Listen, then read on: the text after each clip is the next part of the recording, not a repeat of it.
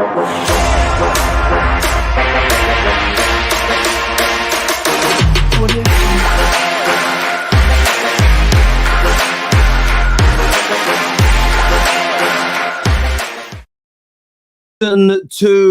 Tottenham 2, and a collapse in the 94th minute for Spurs, for Big Ange Postecoglou's men. It looked as though it was going to be a big 3 points for the North London side, closing the gap on Liverpool at the top. In my opinion, a win today would have re-entered them into the title race. If you're within a couple of wins, scoring at the frequency that Tottenham are, you're in that space, but they couldn't get the job done. Spurs couldn't get over the line today, and in the end, with a set piece to defend, they came a cropper. They came a cropper in basically the last minute or so of the game. And that's why a lot of Spurs fans out there say we're a much better team, we're an improved side. But it's why they discount themselves from being in the title race. It's that type of collapse. It's that type of capitulation at the end of games that needs to improve. Now, they're a far better team this year, Tottenham, than we have seen in recent years. But that mentality, that strength of mind, that ability to see the job through to its conclusion is missing. It absolutely is missing.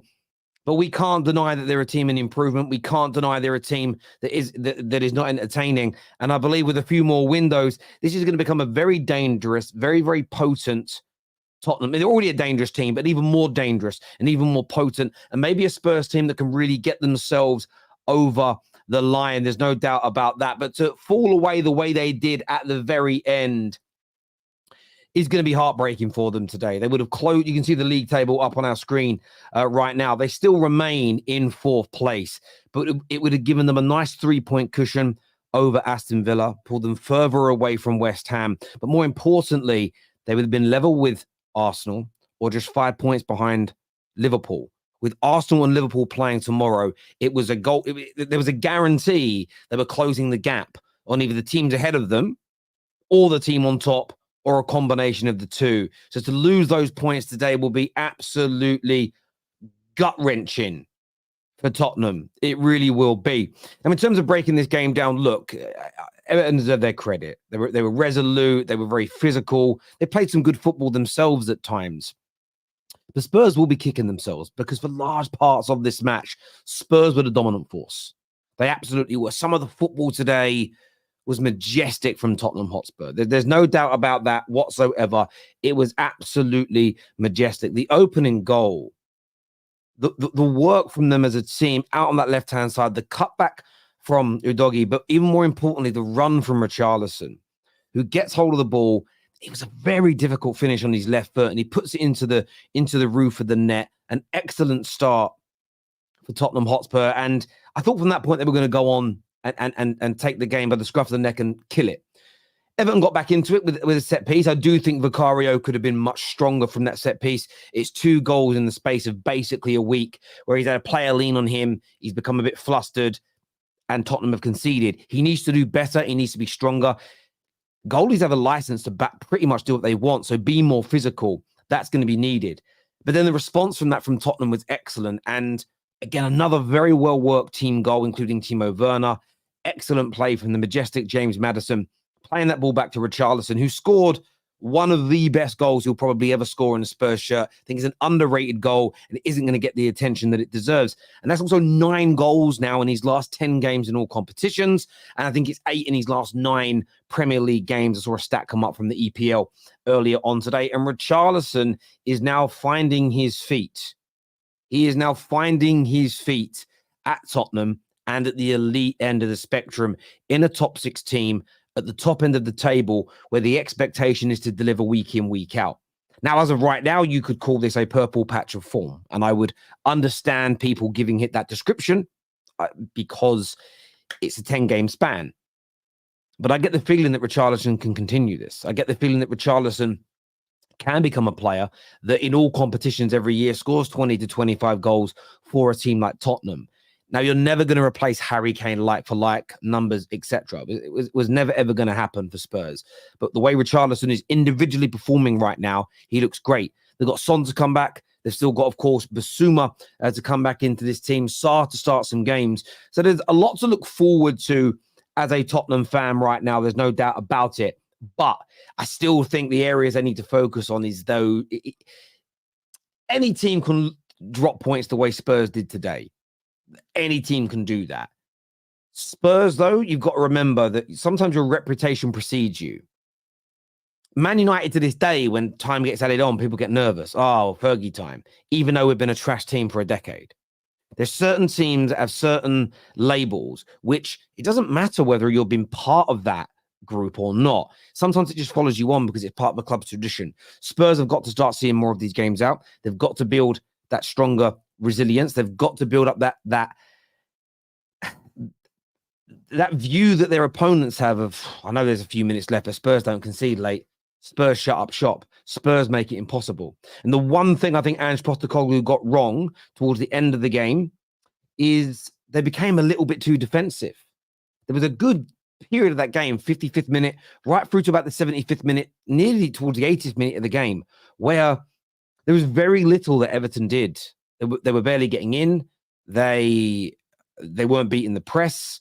They'd stopped getting good crosses into the box. Spurs had worked that really well. And that last 10 to 15 minutes, almost the attitude from Tottenham was, well, let's just sit back and let us absorb. And they tried to sit back and absorb. I'm just clicking here, looking at the stats here. It's crazy, actually. Everton had more shots in that game, which I wouldn't have thought with the naked eye watching it. You kind of look at it, and Spurs didn't have a shot in that game after the 75th minute. So that last 15 minutes, although they had more of the ball still, and Everton only had 2 shots themselves, they were just allowing far more crosses, looking at the stats here, far more passes into their final third. They stopped being aggressive, Tottenham. And I criticised Man United for this the other night. Sometimes a defensive step backwards can really encourage an opponent. It can then send a message to your team, we might be in a bit of trouble here, we've got to batten down the hatchets. You know, we've got to ball up the windows. The storm is going to be bad. And I didn't think Spurs needed to do that. They needed to keep playing the way they were. Their high line could cope with any balls over the top because Mickey van der Ven is literally Flash Gordon. He's so quick. So I do think it was, ironically, for someone like Big Andrew, a very positive manager, it was a little bit negative from him at the end. No attempts on goal in that last 15 minutes, making defensive substitutions. That element there, I think is where he went wrong in that regard. I think he should have done a little bit more. In fairness, it's not, I suppose, if you add the 7 minutes of time added on, it's more than 15 minutes, isn't it? It's more near 23. But then I think Spurs gave Everton a little bit of impetus. They gave them a little bit of a hope in that game. They left the door ajar, essentially. And Everton, I mean, they quite literally bulldozed their way through it in the end. And I think Spurs should have remained a bit more aggressive. They should have carried on attacking. They should have been carried on to have been a threat in that regard for the final 15 minutes of the 90 plus the added on time. And they would have seen this game through. And I think a lot of Spurs fans that come on our shows, the Kates, the Savs, Allens will be on. I think today is like a typical reason as to why they say we're an improved team. I'm happy with the direction we're going in, but we're not title contenders. We're not title contenders because actually you can't do what we did today. I'm speaking as if I'm a Spurs fan here, and win titles. And it's true. And I'm not saying they've collapsed and thrown away last minute wins all season, but they had that wobble after a few injuries as an example. You had the game against Brighton where you think out of nowhere battered. And even the way they lost in the FA Cup to Man City, who are a superior team to Everton, it was a case of you've got to be able to see those situations through. Now, I'm nitpicking with Tottenham here because I think they've become a very good team this year. And I think there's so many more levels they can get to under Ange Postecoglou if the investment from Daniel Levy and co is good. Terry, what is that? Don't be soft on them, what they say. I don't know what you mean by that, Neo. You've got to start that again. I don't know what you mean. In a few more windows, Song will be 33 and Maddison nearly 30. This Spurs team has some young talent, but many key players aren't that young. Maddison isn't going to slow down too much. He's not a player that is overly reliant on his pace. he's got 3 or 4 or 5 years. Genuinely 3 or 4 or 5 years. So I don't even think that's a worry right now. Son, yes. But up until that goal was conceded a few minutes ago, Premier League-wise, they've done pretty well without him. Look, Werner's not at his level, and that's why, there's going to be an extra string to their bow in terms of danger when he returns. But Spurs will address it. I don't think that would be a concern for Tottenham fans, but Spurs fans watching in the comment section, let me know. It's the way we play, mate. Come on, you gooners, is what Mr. Cross Boxing has got to say here. Spurs always makes me happy as an Arsenal fan, is what Carlos Silva has got to say. I would say this to Arsenal fans. Matt's backstage as well. Football gods, keep your powder dry. You play a big game tomorrow. I would just keep my mouth buttoned. I would say nothing. And I know people say, but Terry, that's boring. Now, what you do is you get your game out of the way tomorrow, then you do it. Like, no need to be premature. I'm just saying. Well. Looky here. Listen, that Spurs fans will be hurting after today. There's no doubt about that whatsoever. Matt's had a haircut. I need to go and get a haircut. I've got friends coming around later. I really need to get my haircut. But when you can't be bothered. I just can't bother to sit in a barber's chair and get my haircut. I'm just wearing hats at the minute. I'm just in that mood where I'm like, can't be asked. I can't be asked. I really, really can't. Anything else you guys have got to say? We're gonna tackle some more of your opinions in the comment section now. We will lose to Wolves, Terry. I ain't scared. Protests are coming. That's Matty talking Chelsea here. I appreciate the comment, my bro. This here says, chickens, your only job is to give us eggs, is what Arsenal has got to say here. Arsenal, or what Arsenal? Guys, have you guys seen White Gold? What windows? Is that what Arsenal? Is that? Big Anne's distracted by the Liverpool job. No, I don't think he'll end up there. Studio Hook says, nah, Terry, I'm here for all the smoke. Listen, you guys do what you want. The football terrace has no echo chambers. No echo chambers whatsoever. Spurs to win the league. Look, I listen, LB, people always tell me that I don't change my mind about anything and I'm too stuck in my ways. LB's changed my mind about something. He said something this year about title races, and he said, you're in a title race until you're not. And I just thought that's the best sort of definition of a title race. Simplistic, easy to remember. And I just thought it's just so simple, so great, so easy to follow. So therefore, that is how I now look at title races, genuinely. You're in it until you're not. Now, what I think not being in it is where it looks like it's impossible to achieve. And right now it's looking, I think the drop points today from Tottenham may make it look that way. Just looking at the league table now, where do they sit? They sit, 6-7 points off the top. If Liverpool wins tomorrow, that becomes 10 points. I think a 10-point swing with Liverpool, a 2-point swing with Arsenal, followed by, after their 2 games in hand, potentially could be a 10-game swing with City. The odds become minuscule of that happening. But that's why you're in it until you're out of it. But look, Spurs have still had having an excellent season. They're going to be in the Champions League next season, in my opinion. And as long as this manager is backed, they could go a very, very, very long way indeed. There's no doubt about it. But we're going to bring Jacob on. We're going to bring Alan on to the show. Matt will be with us too. But we'll go to rivals a little later. I want the Spurs fans to have their say first before it gets shameless. Terry, have you got the Kleenex in the studio? Tears tomorrow. I mean, there won't be no tears from me, personally. I know a lot of people think that, but no tissues in my studio. But yes, I'll get some if that'll make you happy, Scouse Cop, if that makes you happy. Alan's here with us. Jacob is here. Gentlemen, so close, but yet so far in the end. And it's hard to talk about where to start. Really, it's got to be with the end, I would say. 94th minute, Alan. You're very close to 3 points, closing that gap at the top. And then Braithwaite bulldozes the ball in the back of the net. Look, I don't think it was a great performance all round by Spurs, but that last that set piece, what was Kulusevski thinking about bringing him down? Like, the ball had gone from him and he decides to swing a leg out and bring the man down. And we saw from set pieces pretty much all game. I don't know why they stopped doing it in the second half, to be fair, from corners, but literally from set pieces for the majority of the match, they were causing us all sorts of problems. And you, right at the end, when we've decided, you hit the nail on the head, Terry, we've taken so many attacking players off, and we've decided we're going to shoot up the defense and see the game out. And we just invited it on, and eventually it's got to the point where, it's cost us 2 points today. It's a learning experience. You said it again. This is why I didn't let my imagination run away with me about winning a title or being a title charge and that, because we're a team learning. It's still 7 or 8 months in under Ange, and it's going to take time to get there. We're going to make mistakes. We're going to fall short, and it's got to the point where we've got to learn from these experiences. Not always go super defensive early. We've got to believe in ourselves, trust ourselves. Look, when you've got, and I weren't praising him from the start, but when you got Richarlison in form and scoring goals, you've then got to have some substance behind to pretty much get you across the line. And again, it's another thing where we've actually allowed teams to come onto us. And there's been a lot of games this season where we didn't have the quality and we almost got caught. And today we actually did get caught, and it's 2 points dropped. Actually, to be fair, I think it's a deserved point for Everton. I thought they played very well in that game and caused us problems.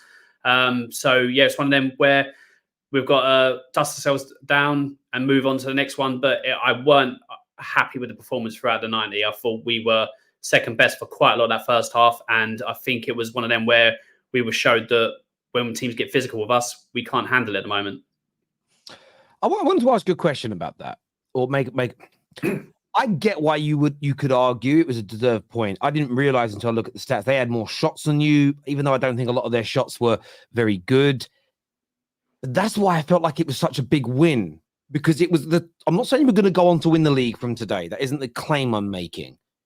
But it was the type of win that people that challenge for titles get, where they're maybe not at their best, they're clinical and they get their gilt-edged chances, and they walk away with a win. You don't remember that game in a week, in a month, in 6 months, but it becomes an important part of being one of the very top teams right up there, where you're not at your best, but you can still win. Do you think that element is just missing from the overarching quality in this squad?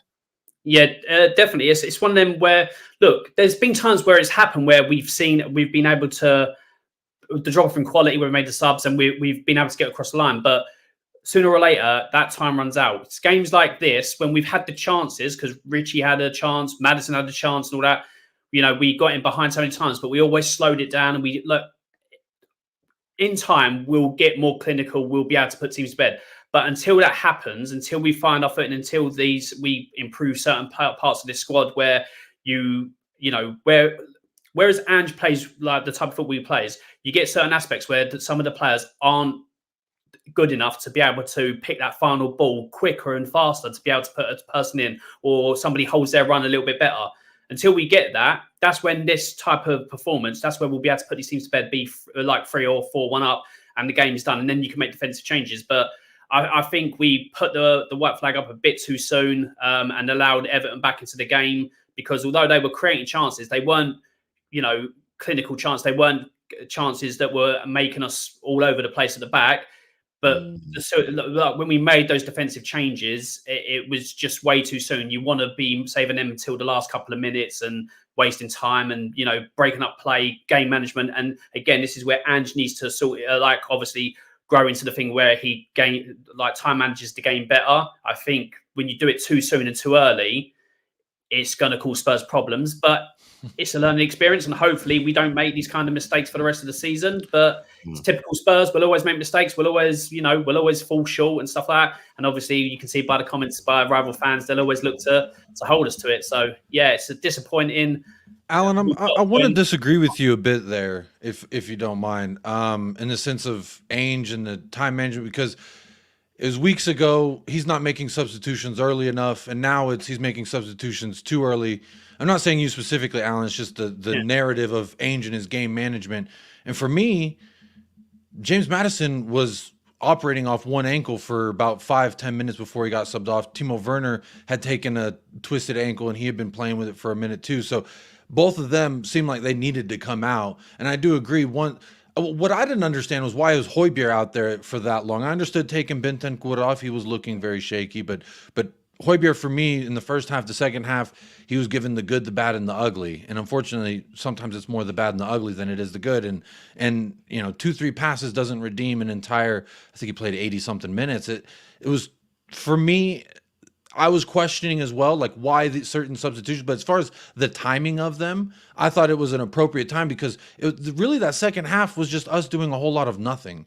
It just seemed like the entire match, they were wanting us to make it a cagey affair, and we allowed that to happen. The part that worries me more so is when the team allows these other clubs, like Brentford did it last week too, where we play their style and not necessarily to our style, and we would want something more smooth and flowing, whereas they were, after we got that first early goal, they were pressing us pretty high up, disrupting all that passing, and really made it difficult for us to get it out of our own half. And I just really felt like at no point we controlled the game. It just seemed like we were just waiting for something to happen, and it almost knew. Alan, I'm pretty sure you felt the same way during the 90 minutes. The second 45, that it was like, if we don't go and get that third, they have a good chance of equalizing this, because it was just so we weren't taking a hold of it, and it was really disappointing to see. But I do want to address all the frauds in the chat right now. They're saying Kuti Kuti over and over. Look, the man I thought had a great game. One mistake at the end. I'm not gonna hold the man to fire too much about it, because I thought outside of that he played a pretty solid game. So did Mickey Van de Veen. It's very unfortunate. It definitely feels like a loss to have them equalize there at the death like that. So just to come back at you in regards to what you picked up on about the subs, look, when I'm asking about, I don't know about other fans, but me personally, when I'm asking for change to be made, it's when we're behind in the game and I want to see a change because we're going nowhere. So I want to see changes made quicker. When we're leading the game, and although we weren't completely taking Everton apart, Everton weren't causing us many problems. So I don't want to disrupt things as much as possible. I want it to keep, like, us keeping a control of the game to a certain point, and then you make the changes later and later and later to obviously then break up play when they're trying to get ahead of steam. If you sit back at Goodison, however bad they've been, you sit back at Goodison and allow that crowd to get on top of you and let Everton get up and all that, it's a very hard place to go. It's a very hard place it's a bad atmosphere, and it can cause teams problems. And it happened again today. It caused Spurs problems. So I want changes made when we're behind in the game and we're not creating much. And then I want changes later when we're controlling the game to break up play and to time manage the game better. And I think sometimes he gets it wrong that way. And it's not me saying that, he's a bad manager, far from it, but I want to see better in-game management from Ange and the players as well. The players were awful. Look, I don't rate Højbjerg. I don't think he's a good enough player for Spurs. But he wasn't the worst midfielder today. I think that's why he stayed on. For me, again, you could see at certain points in that game, Brennan Johnson's not at the level. Bentancur, who I rate massively, he was awful today. He was right to get subbed off. I don't think there was much from Werner and Maddison in regards to as much problem with their ankles as it led to believe. I think for the Werner one, I think the player got back and made a tackle, and he was just a bit annoyed that he didn't get there, and he was pretending he got a bit of a knock. But look, it's just one of them games that got away from Spurs in the end, and it's one of them where hopefully you think this manager, given the time to get his players in, we can manage games better where we don't allow points to run away with us, even when we're not playing the best football. But it's one of them where we have to just take the point, dust ourselves down, and move on to the next game.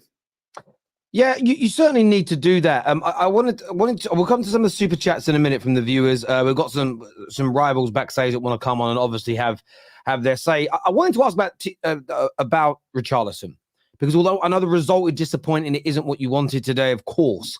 But Richarlison, he's starting to score goals. He's scoring great goals as well. He's becoming a poacher, scoring great goals. The numbers are there. The confidence is brewing. Jacob, how excited are you about the progression of Richarlison and the future of him as being your genuine new number 9? I don't know that this run of form has necessarily made it to where I'm like, we don't need another number 9, someone to compete with him in that position. But it is great to see, as far as he's getting the goals, his confidence is back up. Look, he had a surgery, a pubis surgery. I'm not even sure what that is.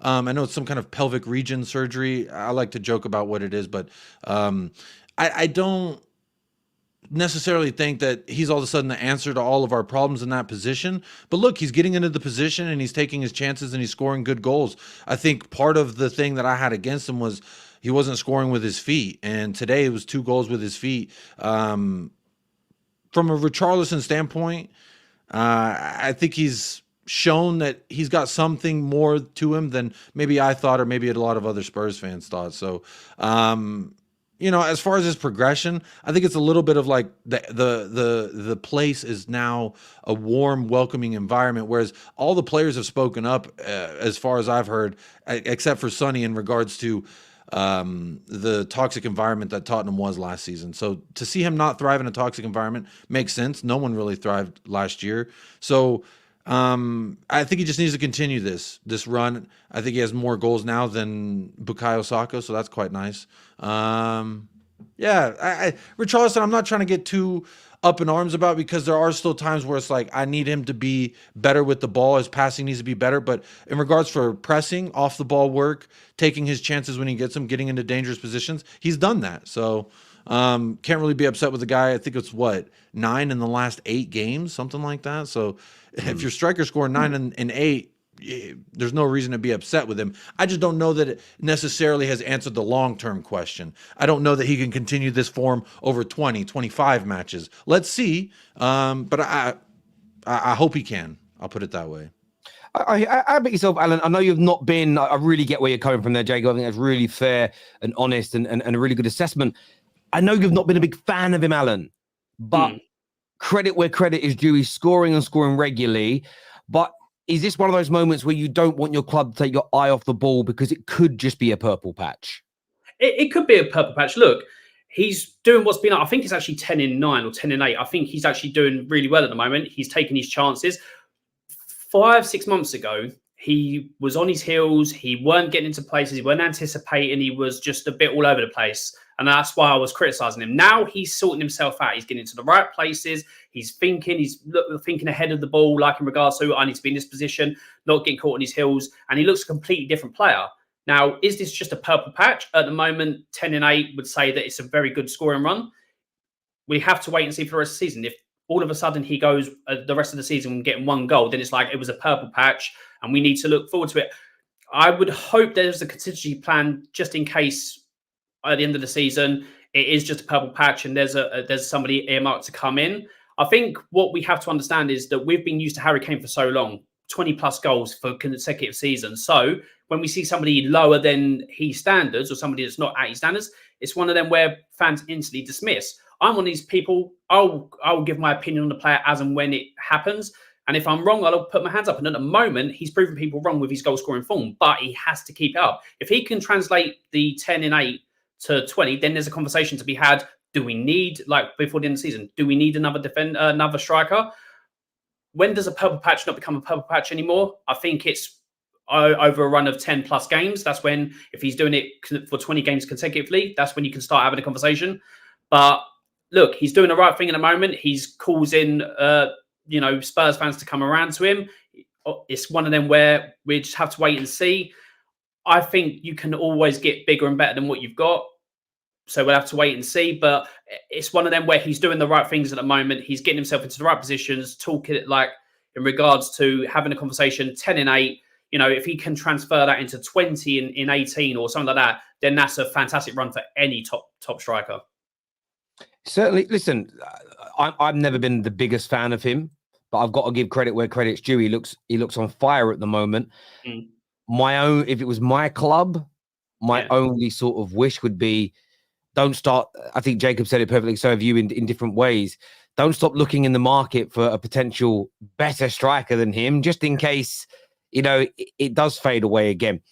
Before rivals come in, we're joined by Mr. Box Office himself. Alex is back on the terrace today. What you saying, mate? Talk to me.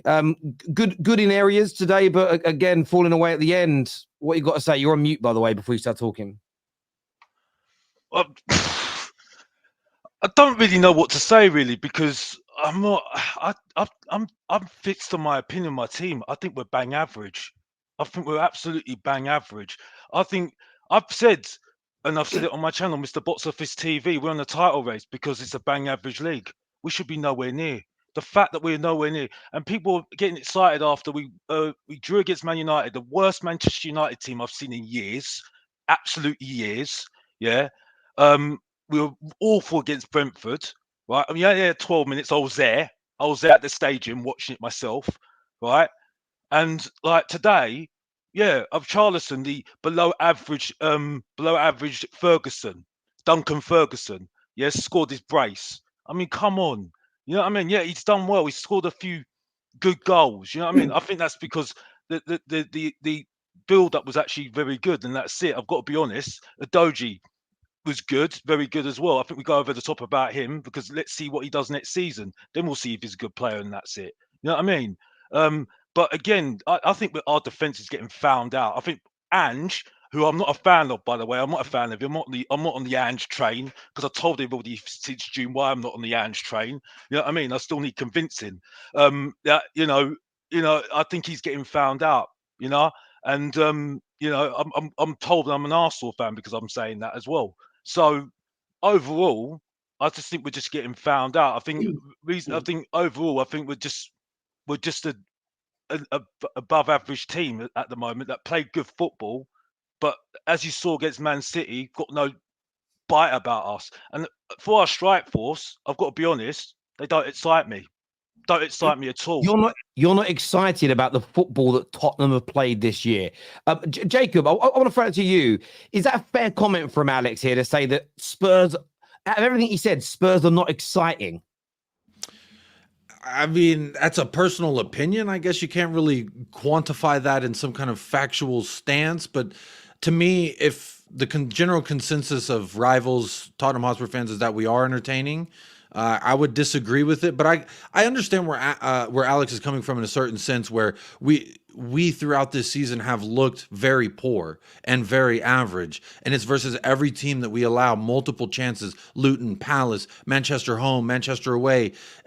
Every single opponent that we've faced has had 2 to 3 at minimum chances in front of our net to do something nasty with it. And when you face teams that have a little bit of quality, they can put those chances away. And a lot of results that we have gotten in the past when we were on that unbeaten run has been because the teams weren't quality enough to finish those chances. And so now that when you play the Cities and the Brentfords, they have enough there with a Tony or so to get the goal when you make those mistakes. And today was just another example of that. But to say we're not exciting, I would disagree with it. I think we're very exciting. I woke up at 4:30 in the morning to watch this match, to do a watch along on this match. I need to correct Terry on that. I wouldn't get up at 4:30 in the morning if it wasn't exciting. I need to correct Terry on that because I think he didn't listen to me. I think there's something wrong with his ears. I said the strikers don't excite me. Don't excite me, right? Because Richarlison, the below average Duncan Ferguson doesn't do anything for me. The below average Timo Werner, Shane Long, it doesn't excite me anymore. And let's be honest, I'm not going to go over the top about Johnson. I'm not going to go over the top about Johnson at all. But he needs time, and that's it for me. And Kulusevski's more fullback because he's defending for Poro. You know what I mean? He's better as a centre midfielder, but to be honest, he hasn't been great that's recently anyway. You know what I mean? So for me, at the moment, if you're looking about quality, yes, we haven't got the quality. Only Son, and we go over the top about him as well. That we go so over the top about it. This is why we're embarrassing as fans. We haven't won no trophies. We go over the top about players that we've got at the moment. Like we've got at the moment for me, who for me need time. Let me finish before you, because you've had your 5 minutes of fame already. My point is, before anybody says anything right now, right, is that next season we'll see whether we've got the minerals, as far as I'm concerned. You know what I mean? Because I've seen too many times this team fell on me every single time, and that's it. You know what I mean? Alex, I don't really care what anybody says to me, and that's it. I don't really care, and that's it. Alex, I've got a stat for you. Terry, I'm done. Alex, I've got a stat for you, but maybe it backs up what you say.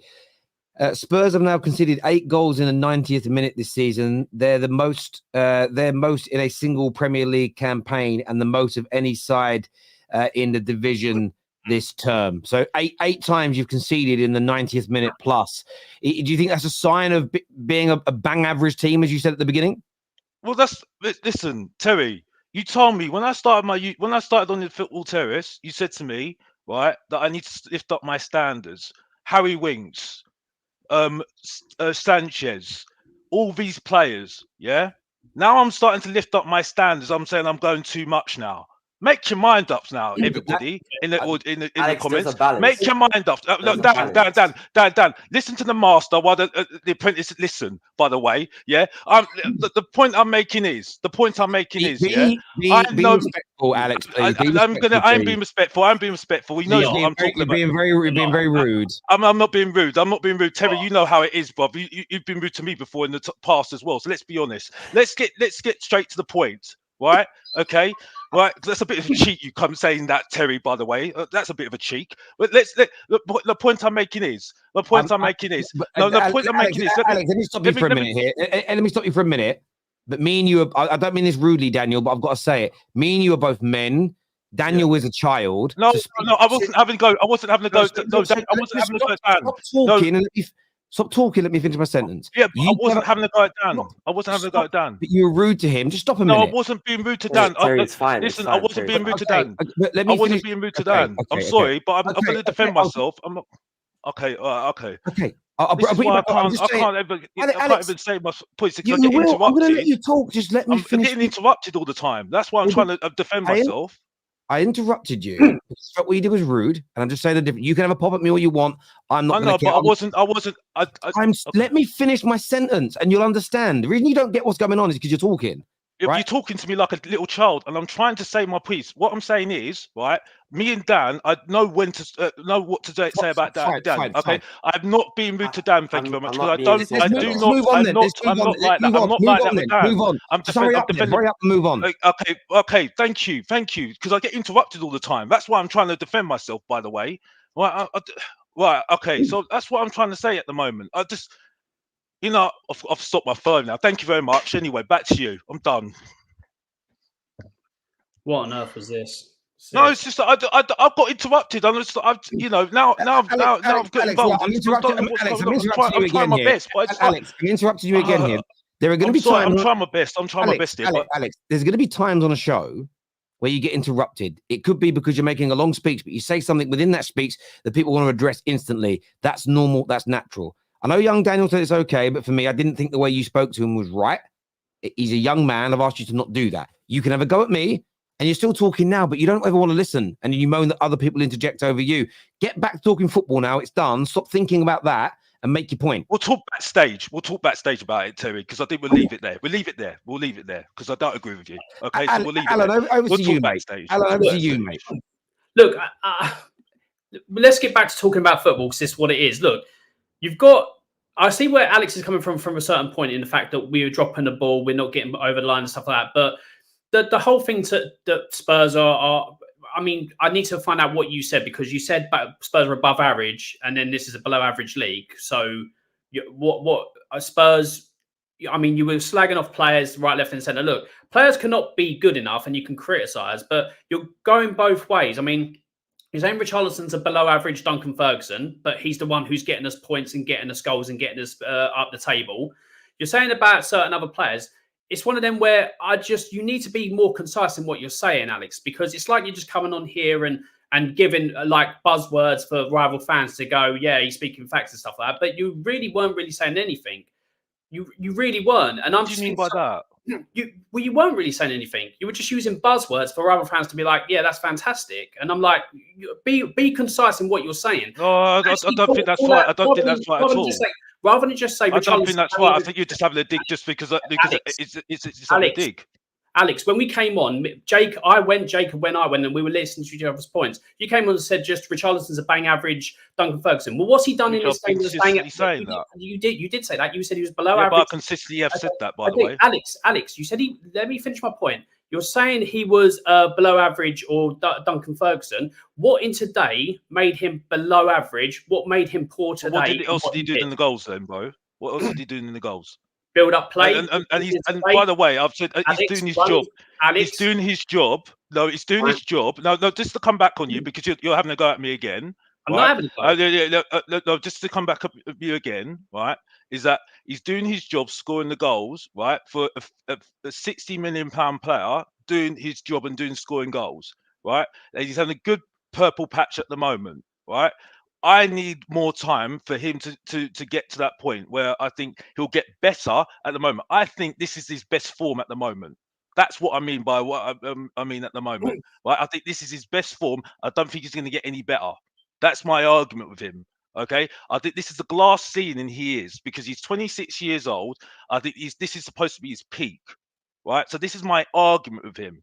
Okay, I don't think he can get any better than he is at the moment. I think the same thing about Kulusevski at the moment. I think as well. So this is the thing. I think there's players there that haven't got a glass ceiling that are very low, right? And I don't think that it's good enough for us to go forward to win trophies, which is what we're is what we're trying to aim at the moment. So that's what I mean by that at the moment. Okay, Yes, it might be Alex, but does he have to get better?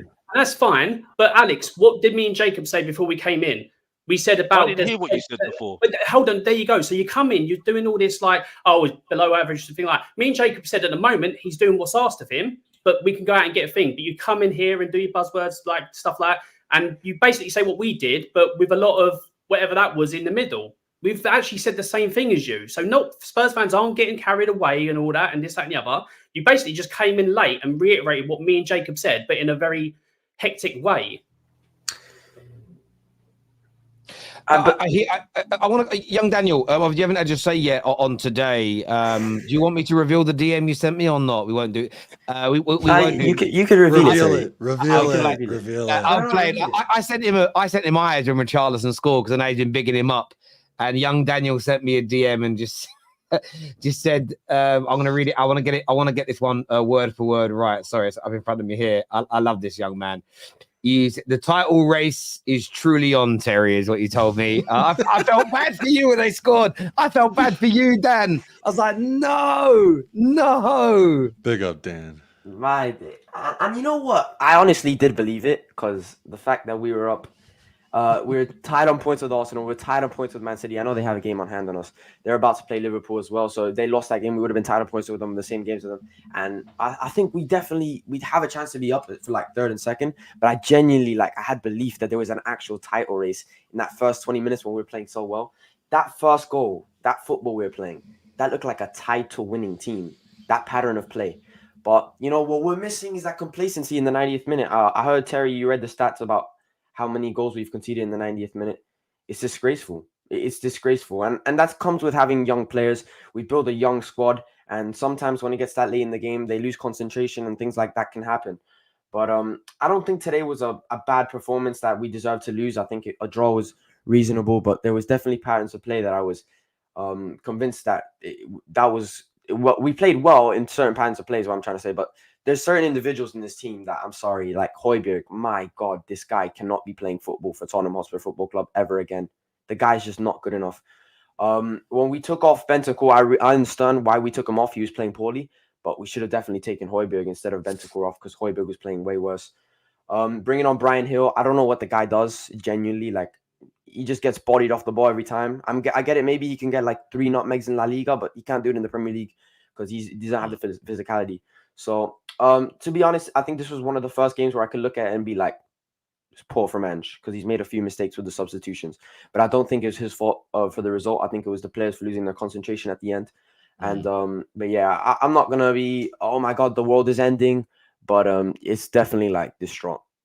I hear you, Jacob. Before we go any further, Hussam has sent me a video he wants me to play. Don't do it. Don't feed into it, because then what it does is it creates a narrative that is misrepresentative of the true facts of things. But it's your show. You can play it if you want. I'm going to play it, but I'll let you represent it right. I haven't even watched it yet. I hope there's no copyright on this. I haven't even played it. He did just play it. Cootie, can't you see? Sometimes your words just hypnotize me.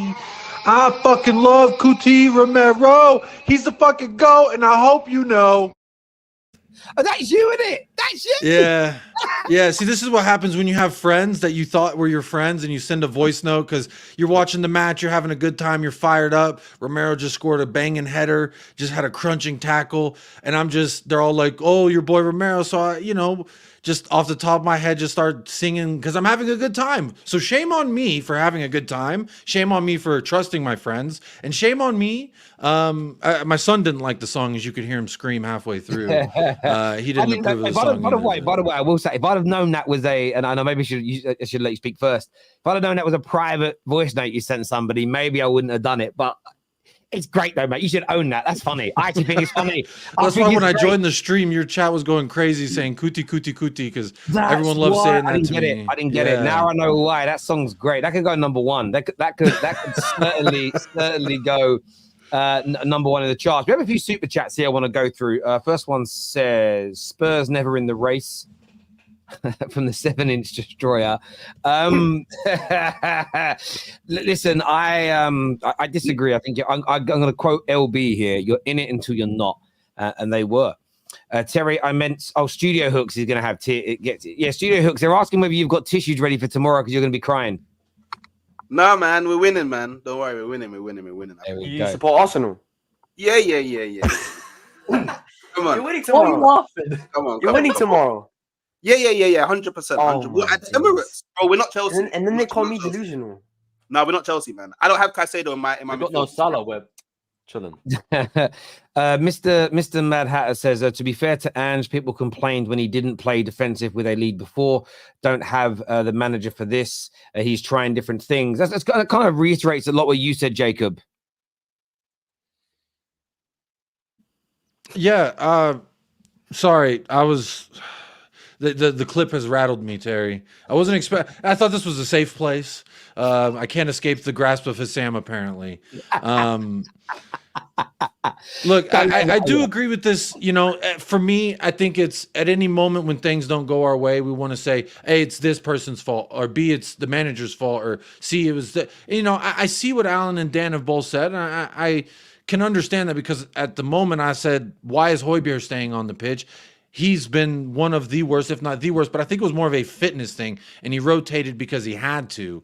So, I feel like with Ainge, it's always, he's under such scrutiny because in the first 10 matches of the season, everyone was bigging him up. Everyone was loving on him. Now people hate the fact that he got put up on this pedestal and they love to see a man fall. But honestly, I don't blame my manager for that. It's not a manager's fault that we capitulated in the last set piece of a match there. It was the players' fault. Throughout every set piece that they've had, they were bullying us. They were sandwiching Vicario with Braithwaite and Tarkowski, and then they switched it up and put Jack Harrison to start wedging him out. And that is on the players, the men on the set piece, to defend that properly. I don't blame Ainge for that personally.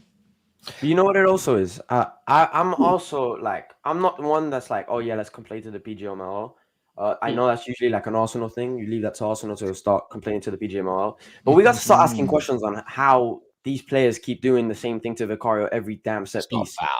It's not foul, Dan. That's the thing. If it's not a foul the first time, that means by this third, fourth, fifth time, he has to be stronger, or we have to change the way we approach defending set pieces. Because again, the first time it was happening in this match, he was looking at the ref to save him. Bro, he is not Captain Save-A-Ho. It is on you to be stronger in the box.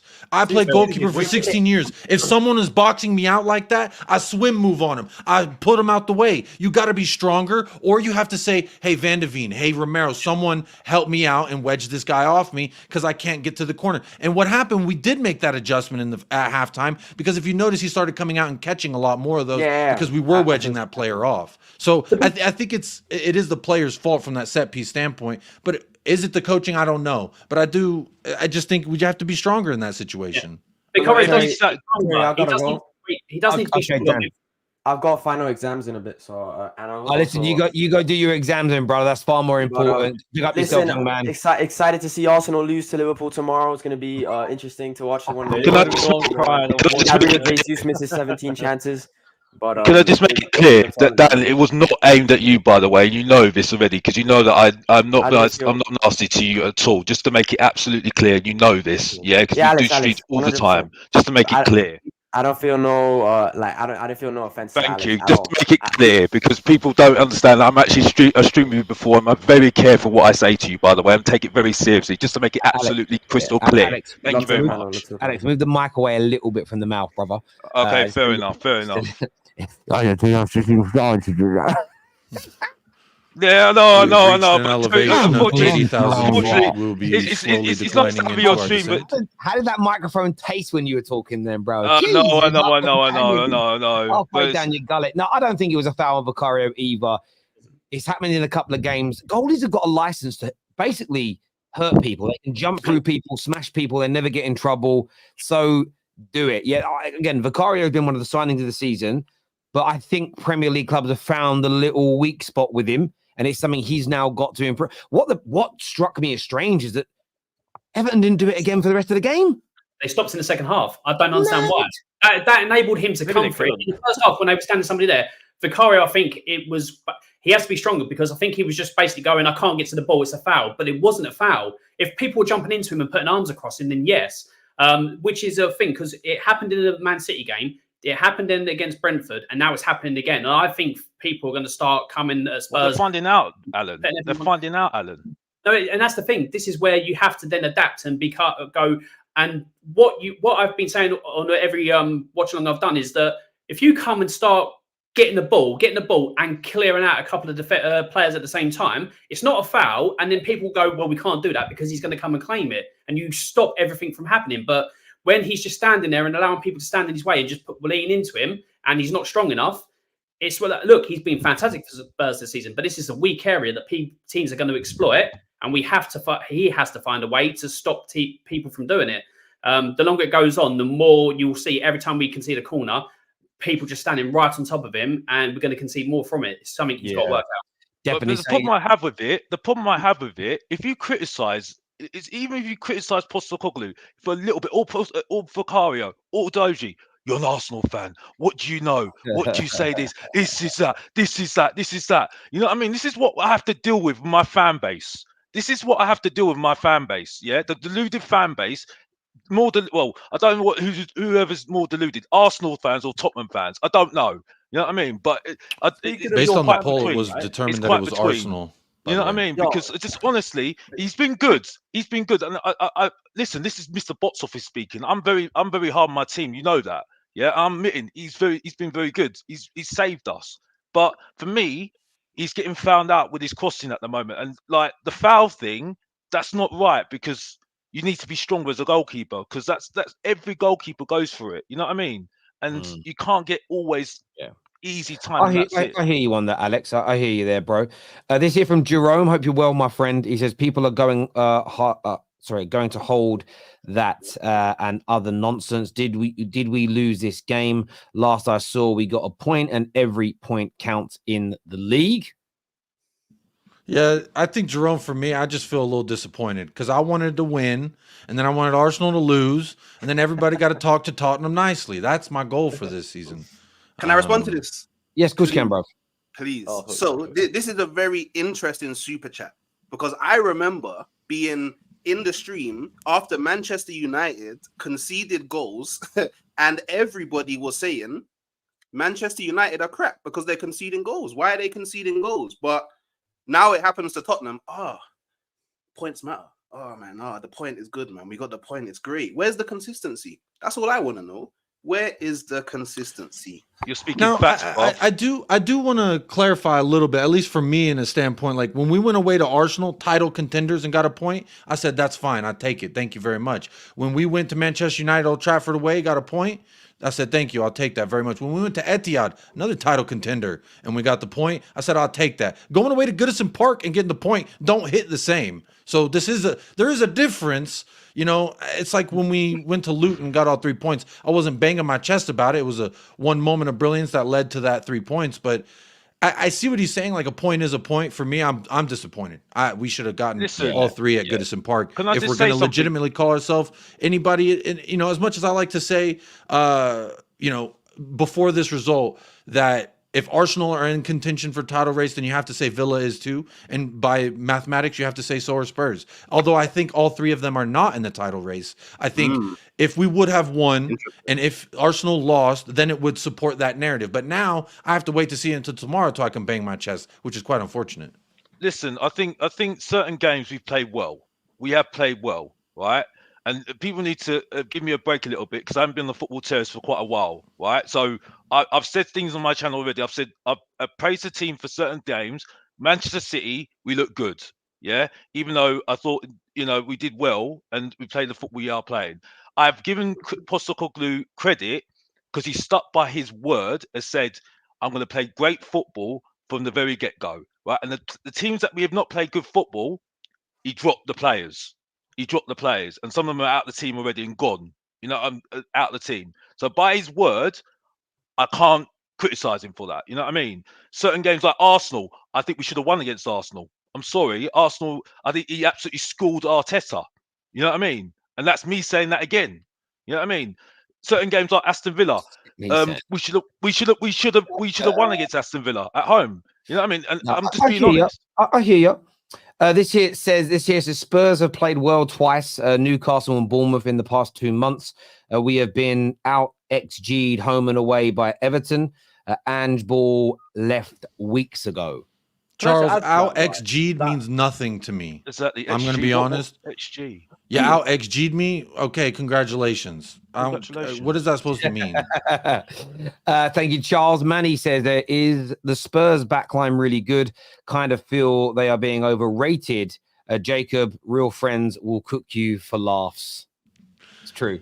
It's true. Yeah, That's true. interesting because Man United conceded 32 goals this season, and Tottenham have conceded 35 goals in the Premier League this season. No, we've not And been everyone good. says that, oh, the Man United backline is crap, but they had Johnny Evans. They had Johnny Evans. Yeah, in fairness, though, where I will defend Tottenham in this is that Man United have been more criticised for our inability to score goals. We've had some games where we've been ripped through and should have conceded a few more, but our biggest issue hasn't been our backline. Our biggest issue has been scoring goals. If we would have scored, we've only scored 28. If we would have scored 49 goals this season, we'd easily have 10, 15 more points. We just would. It has been goals, but this is what I think with Spurs. I think they deserve a lot of praise for what they're doing this year, but you can still criticize certain areas where they need to improve. I think that's pretty fair. But also the system naturally lends itself to being more open at the back. So these chances we're giving, if again, I think from a defender's standpoint, you have to look at their game and not necessarily the amount of goals scored. I think that the amount of goals scored would overshadow actually how good they are defensively. Mickey Van de Ven, he didn't put a single foot wrong today. Yeah, and that is an outstanding defender. He put on a clinic today, I thought. Just throwing it out there, how many games has Højbjerg started that we have actually won this season? 0, innit? None. I think it's none. I think we have one. Really? I think he played. Yeah, every time he starts, we don't win. No, he's played. No, I think he played. I think he won against. I think we won against Brentford. He played. He didn't start. It was Skip. He didn't start. Was it Skip? When Højbjerg starts, we haven't won a single. I think we've drawn twice and lost all the rest. I think is what it is. I did tell people that he's bang average, but people said I was talking a joke. But now they're saying that you get it all right, you didn't you? Yeah, well, that's what they say. They said I talk absolute rubbish, but they're saying the same thing I'm saying. So what did that say anyway? But anyway, moving on. So I was looking at all the games where there was 90 minutes. Like, no, he ain't. The last time he played, Villa, he lost. All right, let's find it. Every time he starts, we lose. But the last time he started a game that you won was when you beat Fulham 2-0, and that was on the 23rd of October. That's crazy. Wow. Just looking at that. Wow. Oh, that's nice. It's a long time. Look, I want to thank everyone that's Matt. I know you gooners turned up. So what's your message? What are you here to say? Well, I just want to say, where is Will? We want to hear how great Romero was and how Arsenal aren't in the title race, but Spurs are. That's all I want to know is where is Will right now? Because I want a conversation with him now. Can I just say, it's very cute. Arsenal Romero fans is a great defender, so it's very cute. Arsenal fans coming in here. You're in phase 4 of a title charge, and Spurs are in 6 to 7 months, and you're in here trying to flex, and you're one place above us in the Premier League. Have some shame. You spent 700 million and you have some shame. You're embarrassing yourself. Phase 4. Rangers are coming. Yeah, no. We didn't come in to gloat. And look, I'm not even wearing the Arsenal top. I didn't come in to gloat. I just want to know, why was Arteta's first season bad, but he won a trophy, but you guys are in a project, so we should wait. And that's all I want to know, innit? If you can answer me that question, then you know what? I didn't come in to be a super hater. I thought that Richarlison had an amazing game. I thought Van de Ven had an amazing game. But I just want the important questions answered. When we start buying a dog to help us out, then you can start asking these questions. we'll cross What that was bridge the then. question again? What was the question again? Why do people hate dogs now? I thought a dog was a man's best friend. No, I'm What's just going on? wondering when y'all set out and your masterful Arteta set out the plan. Was it phase 5.5 when y'all bought the dog, or was it 5, or was it 6? What are we talking? I think we bought him in phase 3. Was this a long-term process? Like, not yet. We can't buy a dog yet. We have to wait until year 4 until we do that. Was that part of it? When you winning a trophy, mate? That's what I want to know, man. Okay, we're doing the what was your Wikipedia question, conversation. We're doing the old 16-year-old on Twitter argument. War a trophy. Really glad that we delved into that. But I thought that was the aim of the game. I thought that was the aim. Creativity is apparently a rarity amongst rivals, because the same thing I always hear is the same washed up jokes. I mean, bro, I could look up a stand-up comedian and copy their exact bit, and if I did that for 16 years, it'd be very boring, and I think people would be tired of the joke. It's just, I would hope that rivals could get a little bit more creative. Like, let's worry about this year, last year, next year. Let's worry about that. Instead, you want to talk about long term. That's fine. That's cool. But look, Arteta winning a trophy in his first season, congratulations. What you done for me lately? What you do last year? What you do the year before that? What are you doing this year? What are you doing next year? That's what I'm more interested in conversing about. He was actually in the title challenge last. Do you know what? I've been an Arsenal fan for ages, so I've never seen Tottenham do really anything. So you can't really have those conversations with me, innit?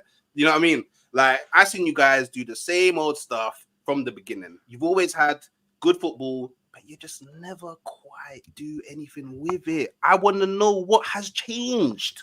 Well, nothing's changed, bruv. Nothing. Can I be honest? Nothing's changed. Nothing's changed. Because we're still in the same spot. Get down the Emirates. Get down the Emirates. Yeah, Alex. yeah, I know. Well, listen. I'll take it all day long, because the thing is, though, I mean, this is the same fan base that can't get over Sol Campbell. That was 21 years ago. So make it make sense. Alex, are you over your long-standing lusting for Pochettino and Dele Alli? Because you used to glaze over them two, easy, like a lot. What I don't understand with Tottenham, is that they had the greatest striker in the Premier League history, according to them, and they didn't win anything. I called him a loser. It's a team game, right? It's a team game. There's 10 other people out there, right? Boys, what we're going to do... Bro really brought up Kane. What are we talking about here? Win the Dog has the same career trophies as Kane, is what Charles says here. Look, commiserate. Oh, another one here. Winning a cup with Mustafi at centre back is impressive. I mean, that is to be fair. The longer without a trophy, the funnier it gets, is what Woodsy says here. He's not wrong. I want to thank everyone who's tuned in. I want to thank all my panelists today. You've been absolutely amazing in one way, shape, or form. Alan, Jacob, Alex, obviously with the two rivals on here with Studio Hooks and Matt. And we had young Daniel on the show a little bit earlier as well. Sorry to everyone backstage that we couldn't get on today. To all my super chatters, you're amazing. Please hit the like button before you go. Make sure you're subscribing. Take care. Goodbye. God bless. And we'll see you all again soon. Peace.